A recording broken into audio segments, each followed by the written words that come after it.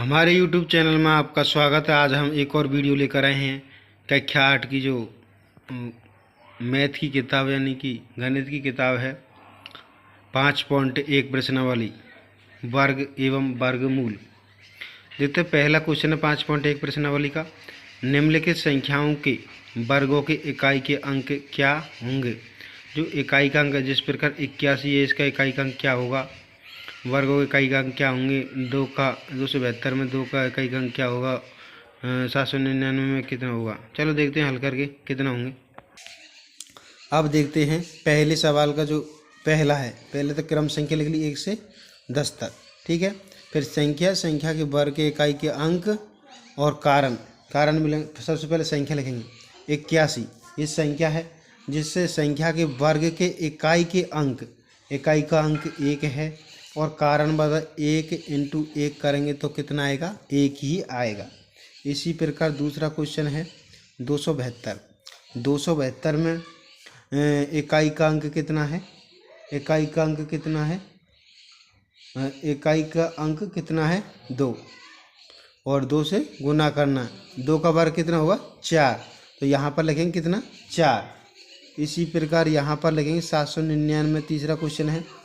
तो यहाँ पर इकाई का अंक 9 है। 9 गुना 9 करेंगे तो 81 होगा, और जो इकाई का अंक कितना आएगा 1 आएगा। इसी प्रकार 38 53 है चौथा क्वेश्चन, और इकाई का अंक 3 है। 3 से 3 को गुना करेंगे, वर्ग करेंगे तो कितना आ जाएगा 9। जो इकाई का अंक कितना आ जाएगा 9। इसी प्रकार यहाँ पर पांचवा क्वेश्चन है 1234 इकाई का अंक है। 4 गुना 4 करेंगे तो 16 होगा। इकाई का अंक कितना जाएगा 6।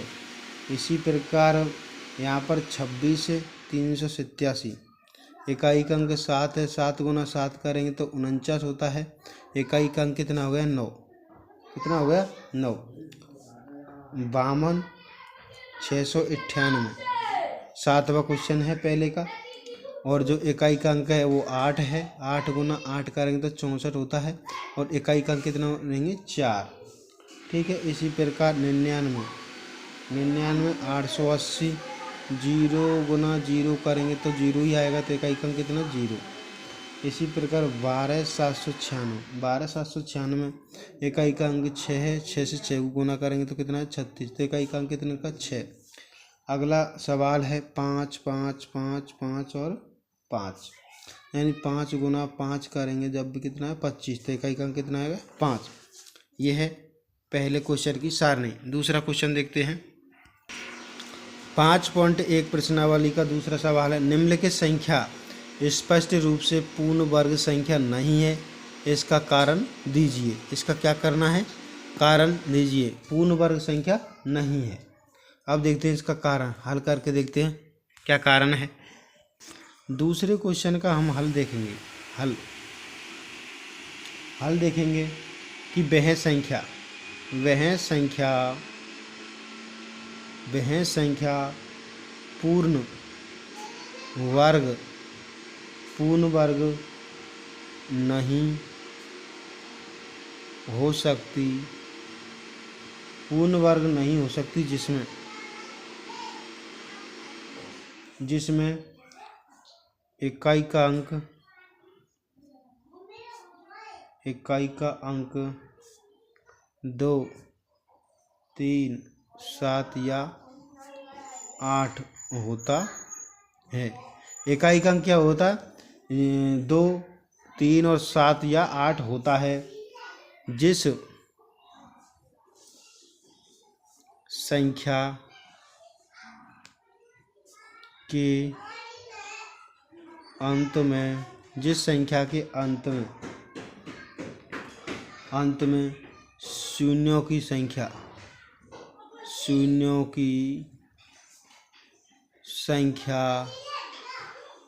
विषम हो। कैसी हो, विषम हो। वह संख्या पूर्ण वर्ग नहीं हो सकती। ये शर्त है इसकी। यानी कि वह संख्या जो इकाई का अंक 2 हो, 3 हो, 7 हो या 8 होता है तो वह पूर्ण संख्या नहीं हो सकती। या संख्याओं के अंत में शून्यों की संख्या यदि विषम हो तो भी वह संख्या पूर्ण वर्ग नहीं हो सकती। पहला क्वेश्चन देखते हैं। पहले क्वेश्चन का हल। क्योंकि दी गई संख्या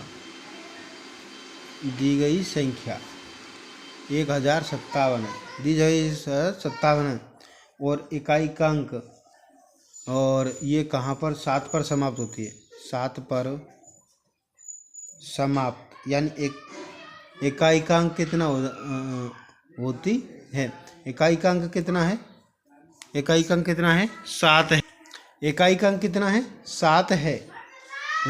तो यह पूर्ण वर्ग नहीं है। दूसरा क्वेश्चन क्या दिया गया है, दी गई संख्या कितने के 24, 23, 453 और यह जो इकाई का अंक कितना है, इकाई का अंक 3 है तो पूर्ण वर्ग नहीं होगी, पूर्ण वर्ग संख्या भी ये भी नहीं होगी। अगला क्वेश्चन देखते हैं, दूसरे का तीसरा। दी गई संख्या कौन सी है, 79, 28 ये है, और एक 8 पर क्या होती है, समाप्त होती है, 8 पर समाप्त होती है, 8 पर क्या होती है, समाप्त होती है, 8 पर समाप्त होती है। तो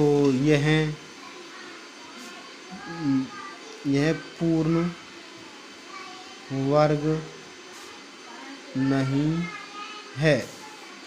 चौथा क्वेश्चन है, और दी गई संख्या है 2, 2, 2, 2, 2 और 2, और 2 पर समाप्त होती है, 2 पर क्या होती है, समाप्त होती है, 2 पर समाप्त होती है, 2 पर समाप्त होती है। यह भी पूर्ण वर्ग नहीं है, यह भी पूर्ण वर्ग नहीं है। अगला देते 5वां क्वेश्चन, यानी 6400 यानी 0 पर समाप्त होती है, 0 पर क्या होती है, समाप्त होती है। अतः यह भी पूर्ण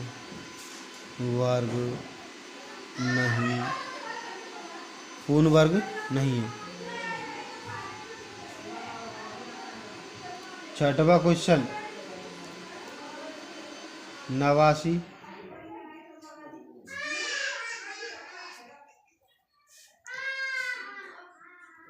2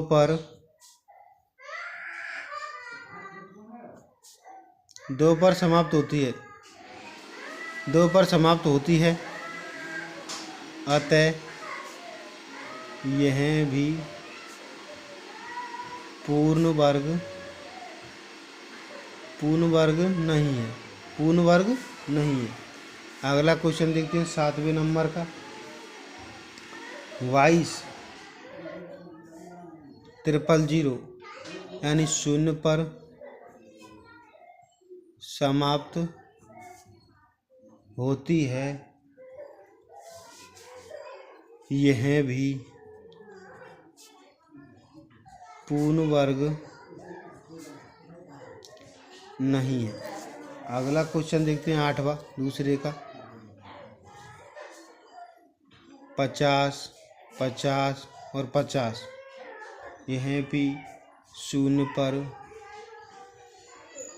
समाप्त होती है। यह भी पूर्ण वर्ग नहीं है। अगला क्वेश्चन देखते हैं तीसरे नंबर का। तीसरा जो क्वेश्चन है, निम्नलिखित संख्याओं में से किस संख्या का वर्ग विषम संख्या होगा। निम्नलिखित संख्याओं में से किस संख्या का वर्ग विषम संख्या होगा। चलो हल कर दे देखते हैं कौन सी संख्या का विषम होगा।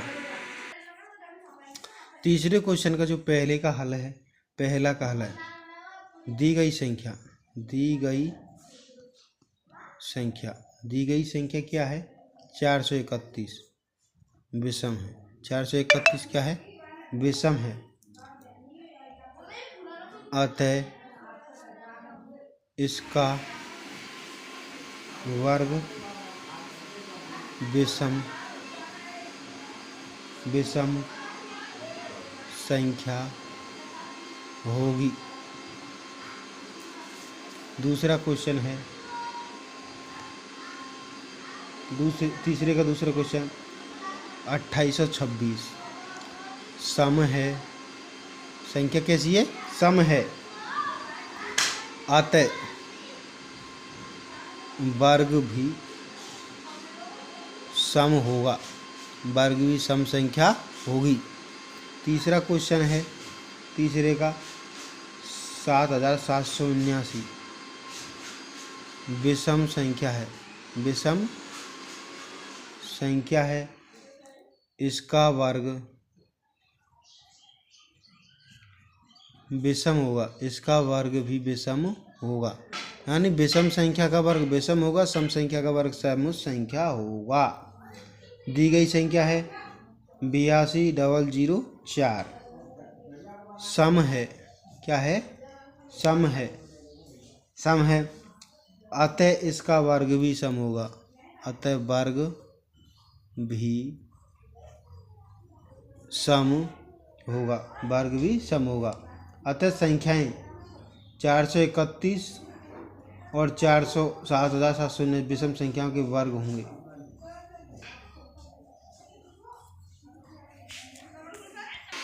चौथा क्वेश्चन है, निम्न प्रतिरूप का अवलोकन कीजिए और रिक्त स्थान भरिए। रिक्त स्थान भी भरने हैं। चलो देखते हैं हल करके। चौथे क्वेश्चन का हल देखते हैं। ये हल है, यानी खाली स्थान अपन दिया गया है, ये खाली स्थान है। 1 4 0 1 का स्क्वायर बराबर 1 दे रखा है, खाली स्थान 2 दे रखा है, खाली स्थान और 1 दे रखा है। ठीक है, तो इसमें कितनी जीरो आएंगी, यानी कि इसमें तो कितनी आएंगी, 1 2 3 4, इसमें तो 4 आ गई। फिर इसमें भी कितने, 1 2 3 4 आएंगे। ये हो गया खाली। और दूसरा क्वेश्चन देखते हैं।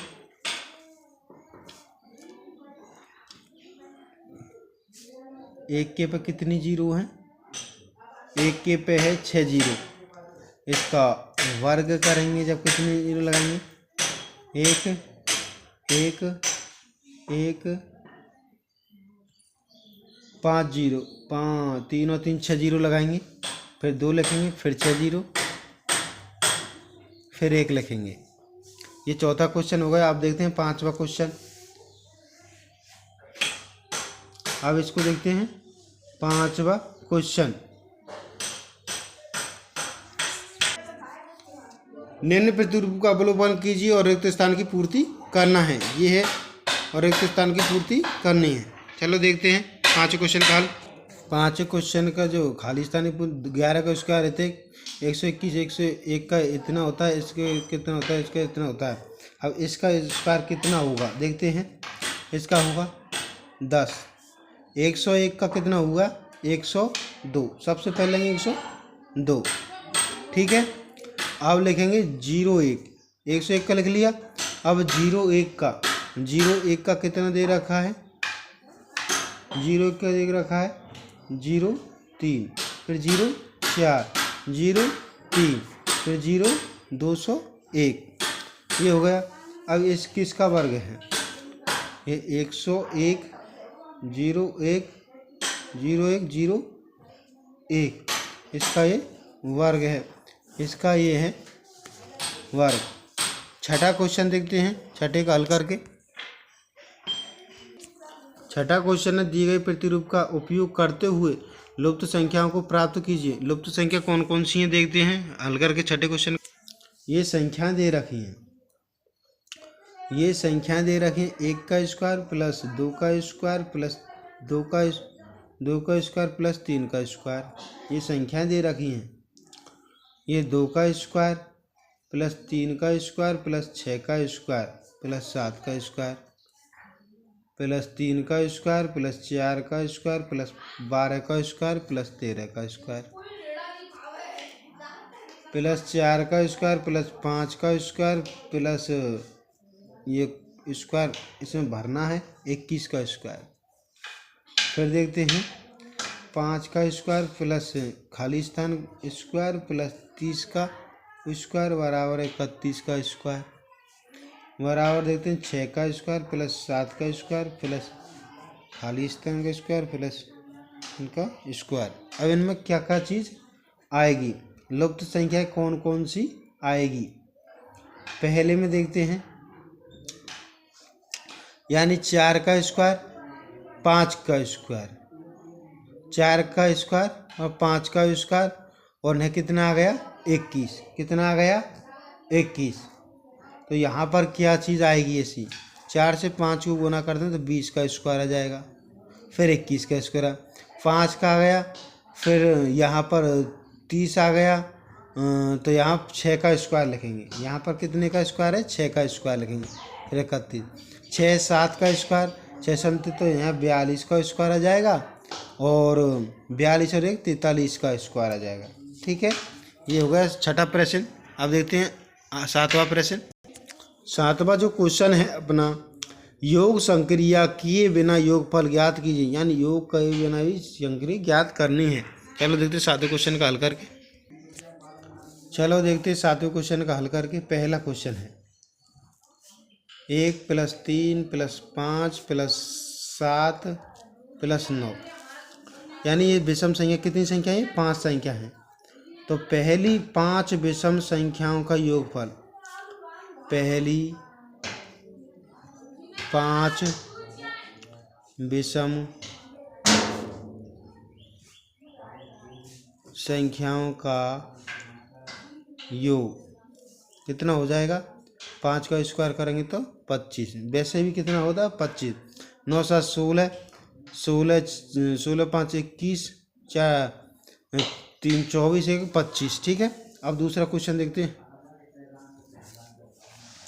अब देखते हैं 1 + 3 + 5 + 7 + 9 + 11 + 13 + 15 + 17 + 19, पहली 10 विषम संख्याओं का योग, पहली 10 विषम संख्याओं का योग, यानी 10 का स्क्वायर करेंगे तो कितना जाएगा 100, इन्हें जोड़ेंगे जब भी कितना आ जाएगा 100। तीसरा क्वेश्चन देखते हैं सातवें क्वेश्चन का। 1 3 + 5 + 7 + 9 + 11 + 13 + 15 + 17 + 19 इसमें पहली 12 विषम संख्याओं का योग, देखते हैं 12 का स्क्वायर कर देंगे तो 144 आएगा। अगला क्वेश्चन देखते हैं 8वें नंबर का। 8वां जो क्वेश्चन है, गुणनचाश को 7 विषम संख्याओं के योगफल के रूप में लिखिए, 121 को 11 विषम संख्याओं के योगफल के रूप में लिखिए। चलो देखते हैं हल करके। 8वें क्वेश्चन का जो हल है, 7 का स्क्वायर है तो सबसे पहले 1 लिखेंगे प्लस 3 लिखेंगे, फिर 5 + 7 + 9 + 11 + 13 और फिर कितना करेंगे, ये कितना हो गया। अब ये देखो गुणनचाश हो गया, देखो 3 13 9 13 से 3 और 1 4 9 13 13 7 20 25 25 4 29 को 9 को सिलाई 4 5 और 2 29 को 9 को सिलाई 2 3 और 1 4, यानी गुणनचाश हुए। जोड़ने पर कितना चाहिए, गुणनचाश आना चाहिए। दूसरा क्वेश्चन देखते हैं 121 100 कितने का वर्ग है? 11 का वर्ग है। तो देखते हैं 1 + 3 + 5 + 7 + 9 + 11 + 13 + 15 + 17 + 19 + 21, ये इसका आंसर जब भी कितना आएगा? 121 आएगा। अगला क्वेश्चन देखते हैं। नमा क्वेश्चन क्या कह रहा है?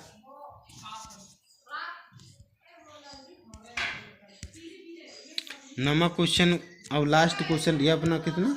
नमा क्वेश्चन। नमा क्वेश्चन देखते हैं। नमा क्वेश्चन देखते हैं। नमा क्वेश्चन यानी कि निम्नलिखित संख्याओं के वर्गों के बीच में कितनी संख्याएं हैं? वर्गों के बीच में कितनी संख्या हैं? चलो देखते हैं हल करके नामे क्वेश्चन को हल करके। अब नामे क्वेश्चन को हल करके देखते हैं कितनी संख्याएं हैं। देखते हैं इसमें नामा क्वेश्चन का हल। पहला प्रश्न, 12 का स्क्वायर और 13 के बीच में 2n अर्थात 2 × 12 यानी 24 संख्याएं। कितनी संख्याएं? 24 संख्याएं हैं। अतः जो इस वर्ग संख्याओं के अंतर से एक कम है, अगर 13 का स्क्वायर करेंगे -12 का स्क्वायर करेंगे, 13 को 169 -144 करेंगे तो कितना आ जाएगा? 25 आ जाएगा। ठीक है, अगला देखते हैं हल करके दूसरे नंबर का। दूसरा क्वेश्चन देखते हैं। 25 का स्क्वायर और 26 का स्क्वायर 2n × 2 × 25 करेंगे तो कितना जाएगा? 50 संख्याएं। कितनी संख्या हैं? 50 संख्याएं हैं। और जो 26 और या को वर्ग करेंगे 25 का, तो 26 का 676 हुआ। 676 में से 625 घटा देंगे तो कितना आ जाएगा? वो 51 आ जाएगा, यानी 50 संख्याओं से एक ज़्यादा। तीसरा क्वेश्चन देखते हैं। 99 का स्क्वायर और 100 का स्क्वायर। 99 गुना 2 करेंगे बराबर 198 संख्या आ जाएगी, और अंतर से एक कम 100 का स्क्वायर करेंगे -99 का स्क्वायर करेंगे, 10,000 -98 0 1 घटा देंगे तो कितना जाएगा? 199। आपको हमारी वीडियो अच्छी लगी तो हमारी वीडियो को लाइक, कमेंट और शेयर भी करें। धन्यवाद।